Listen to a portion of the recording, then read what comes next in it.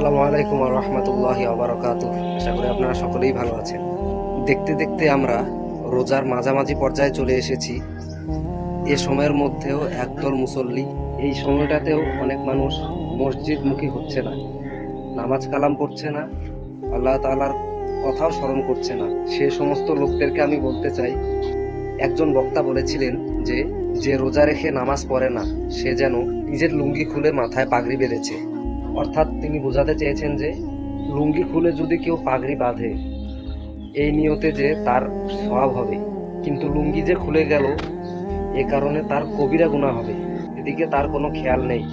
রমজানের রোজা রাখলে সওয়াব হবে, ফরজ আদায় হবে, কিন্তু এর চাইতেও বড় ফরজ হলো 5 ওয়াক্ত নামাজ পড়া। তাহলে আপনি যদি সেটাই বাদ দিয়ে দেন, যেটা রোজা রাখার থেকেও বেশি গুরুত্বপূর্ণ, রমজান মাসে রোজা রাখাটাও ফরজ, এটাও রাখতে হবে, কিন্তু আপনি কি করলেন? আপনি রোজা ঠিকই আছেন, কিন্তু আপনি নামাজ পড়লেন না।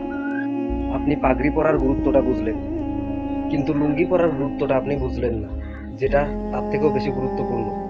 সবশেষে এটাই বলতে চাই, মহান আল্লাহ তাআলা যেন আমাদেরকে সর্বোচ্চ গুরুত্বের সাথে 5 ওয়াক্ত নামাজ আদায় করা তৌফিক দান করেন এবং সবগুলো রোজা রাখার তৌফিক দান করেন। আমিন।